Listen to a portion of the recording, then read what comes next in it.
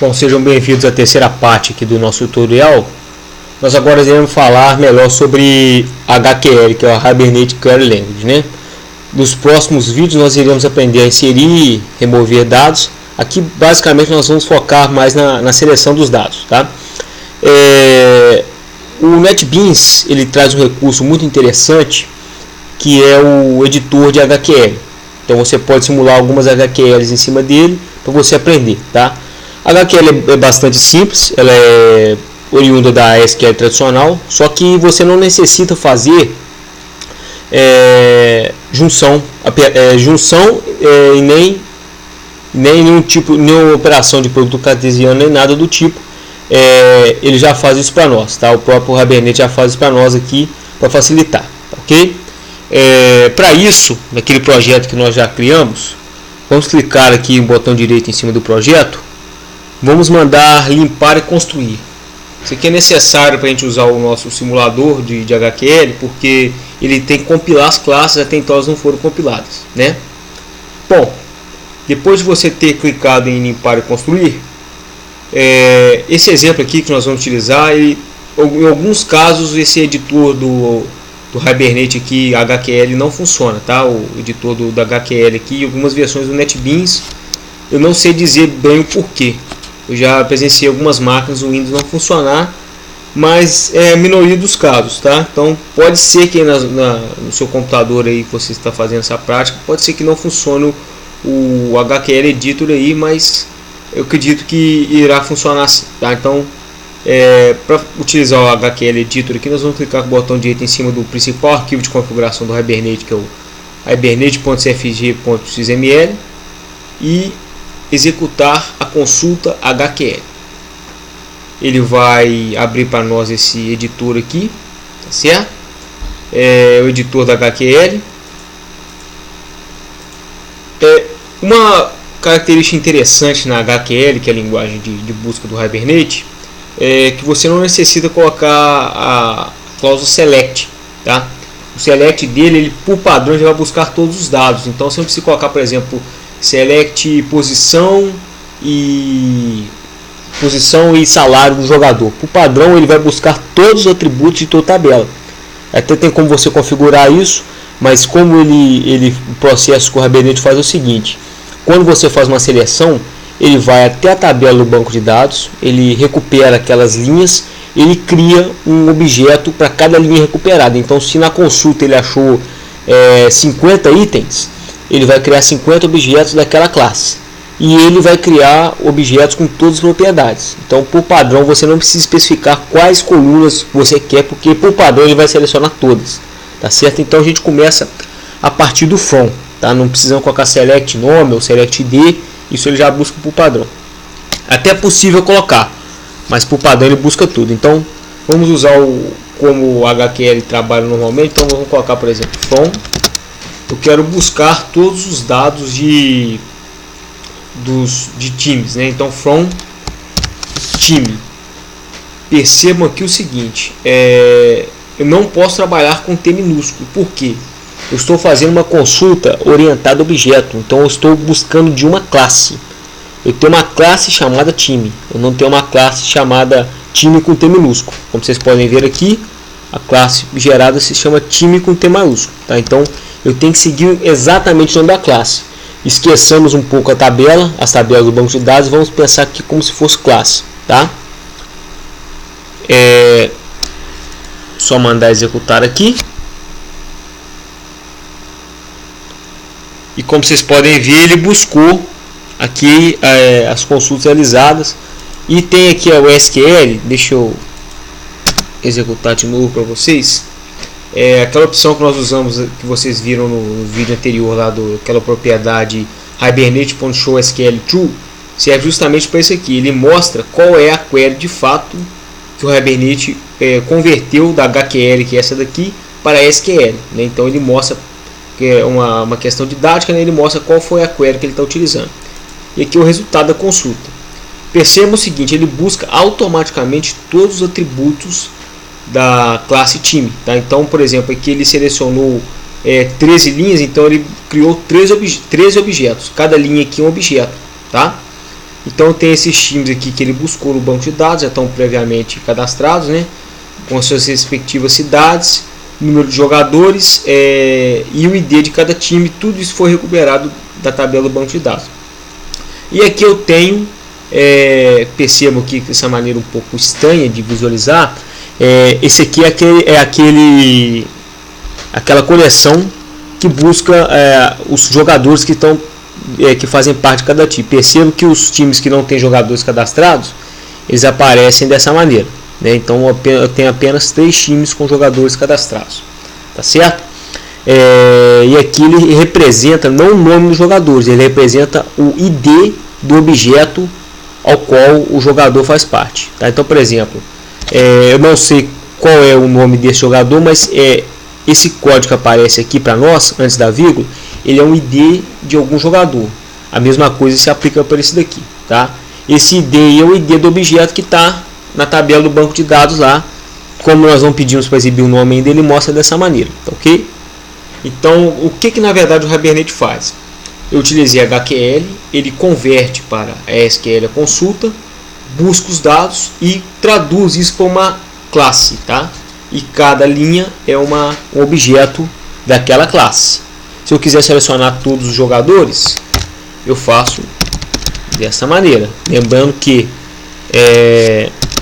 eu tenho que seguir o padrão jogador, porque a classe se chama jogador. Eu faço uma consulta na classe e não na tabela. Aqui é a query que ele utiliza no banco de dados e o resultado, vou mandar executar aqui, é esse, né? O nome dos jogadores, posição, salário, data final do contrato e, por sua vez, todo jogador faz parte de um time. Esse aqui é o ID do objeto do time qual ele faz parte, tá? Que aqui não foi demonstrado, certo? Da mesma maneira. Até então foram consultas simples, né? Mas e se eu quiser, por exemplo, saber quais são os jogadores que atuam no time Sociedade Esportiva Palmeiras, né? Usando a SQL, eu vou abrir aqui o editor.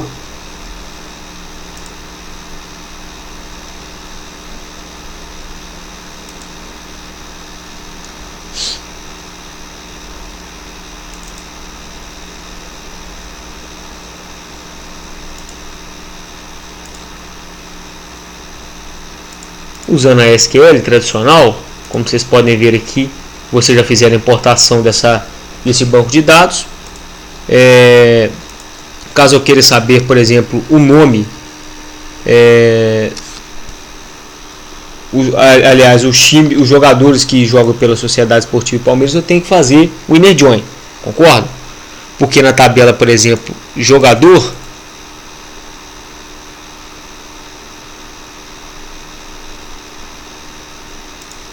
na tabela jogador eu tenho uma referência para o time, então eu tenho que fazer uma junção, né? Então vamos fazer essa junção aqui na SQL tradicional, né?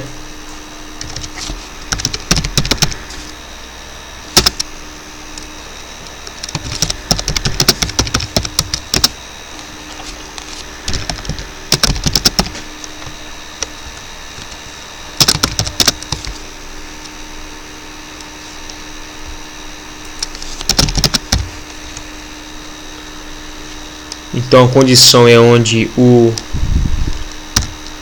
jogador.time ID seja,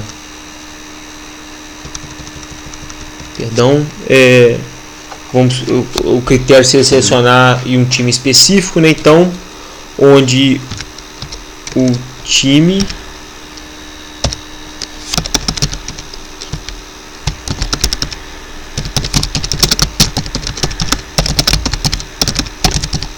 estou selecionando o Palmeiras aqui, não é à toa. Ele me selecionou esses jogadores, tá?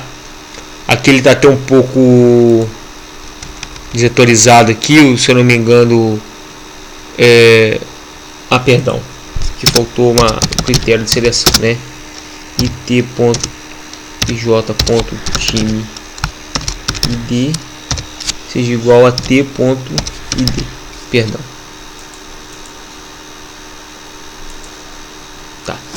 Apenas 2 jogadores do time Palmeiras, né? Então percebo que foi necessário realizar uma junção, né? Um inner join aqui. A grande vantagem do Hibernate é que você não necessita fazer nenhuma junção, porque ele já relaciona todas as classes com suas respectivas ligações, né? Então, por exemplo, se eu quiser saber o nome dos jogadores que atuam pelo Palmeiras, tem duas maneiras aqui, tá? Eu posso fazer o seguinte, ó. Ou na verdade o nome ou qualquer dado, né? Mas eu quero saber todos os jogadores que atuam pelo Palmeiras. Então, ó, foi um jogador onde time ponto nome é igual a sociedade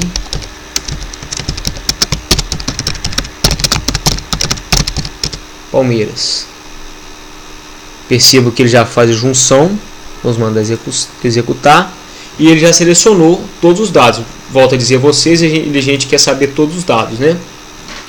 Percebam que é muito mais simples do que a SQL tradicional, justamente pelo fato de você não necessitar realizar a junção, tá? E como isso aqui ocorreu? Então vamos lá. Na tabela, melhor dizendo, na classe jogador, eu tenho uma referência para a classe time, né? E esse atributo se chama time com T minúsculo. Então, quando todas as propriedades que eu for trabalhar aqui, elas têm que seguir a sintaxe como está aqui. Então, por exemplo, se o time é com T minúsculo, a classe chama time com T maiúsculo, mas o atributo da classe jogador, lembrem que a consulta que ela é feita em cima da classe e não da tabela, se chama time. Então, se eu tenho uma referência para um time, todo jogador pode fazer parte de um... Aliás, todo jogador ele pode ou não fazer parte de um time. Eu coloco aqui time, ponto. Aí eu posso trabalhar, quando eu dou ponto, eu posso trabalhar com qualquer atributo que eu tenha na minha classe de time, né? Por exemplo, como nome ou cidade. Por exemplo, se eu quiser saber todos os jogadores que atuam em times de São Paulo, né? Então poderia colocar, eu tenho na minha tabela time, eu tenho um atributo chamado cidade, né? Eu não preciso mais fazer uma junção, basta que da tabela jogador eu tenho uma referência para time, então eu consigo acessar qualquer atributo daquela classe. Então eu vou acessar o atributo cidade, onde cidade é igual a São Paulo. Desculpa. São apenas esses dois mesmos que estão cadastrados. Se eu fosse realizar na SQL tradicional, eu deveria fazer uma junção da mesma maneira aqui. Eu deveria colocar que a cidade fosse São Paulo.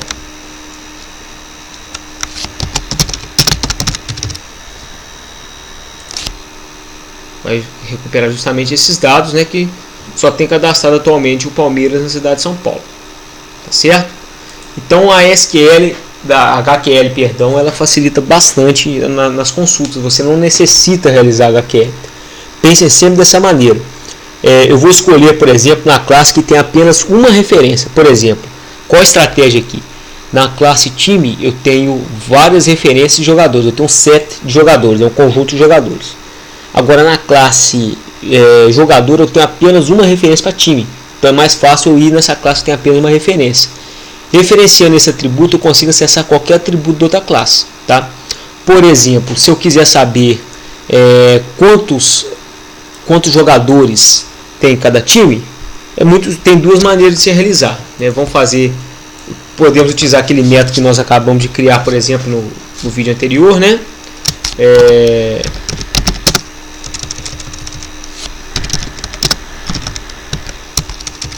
Perdão. From time eu posso colocar o seguinte,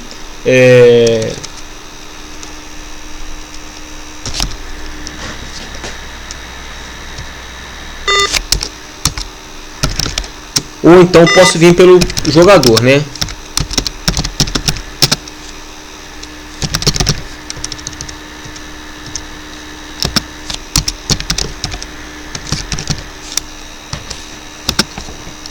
Por exemplo, se eu quiser selecionar todos os times que não tem jogador, eu posso vir aqui na propriedade, por exemplo, eu posso renomear aqui como eu faço, essa J, né?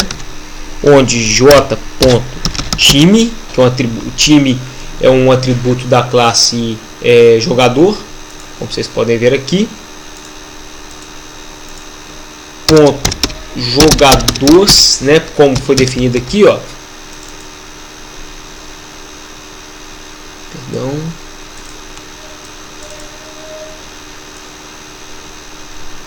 Como nós podemos ver aqui, jogadores, né? Ponto size, tá? Ele vai usar o atributo size lá daquele array. Perdão, seja menor do que 1, né? Vamos ver qual o erro. Se eu não me engano é lente. Ah, perdão, tá faltando a letra O aqui. Não existe essa propriedade sem a letra O.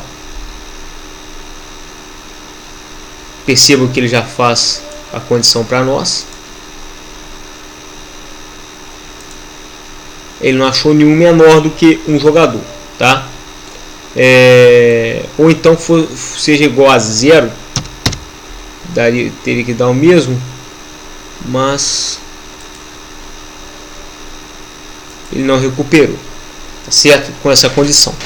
Então a HQL ela facilita bastante as consultas que possamos querer realizar, tá certo? Se eu quiser saber, por exemplo, um total de jogadores, eu posso usar group by, posso usar count, tá? Por exemplo, se eu quiser nesse caso aqui selecionar o número de jogadores por time, eu posso usar o select nesse caso agora. Eu posso colocar o seguinte: from time st. Vou colocar lá, por exemplo, t.jogadores size.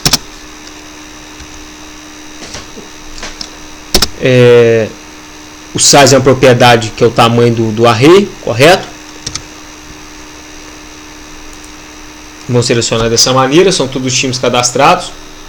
E posso colocar também, por exemplo, se eu quiser por nome, né? T.nome. Então eu consigo saber de maneira facilitada em relação ao SQL, que seria desse tamanho aqui, né, essa consulta, para saber quantos jogadores tem cada time, né? Devo ter feito alguma coisa errada, agora não me recordo, naquela consulta anterior lá para recuperar jogadores, os times que tem menos jogadores, mas basicamente é só isso daqui, tá? Aí vocês podem estar perguntando, pô, mas você disse que eu não preciso usar o select, né? Você não necessita, mas você pode trabalhar. Aqui nesse caso, quando eu utilizo o select, apesar de eu estar referenciando uma classe time, para o Java ele recupera dois objetos, ele recupera um objeto do tipo genérico, tá? Ele não entende como seja um objeto do tipo time, mesmo ele buscando na classe time. Então, em alguns casos muito específicos, você pode fazer isso daqui e ele vai recuperar como objeto genérico. Aí existem algumas técnicas para você converter esse tipo de objeto, tá certo? Vão ter mais alguns outros exemplos de seleção, tá? E de inserção de dados nos próximos videoaulas. Então, aguardo vocês.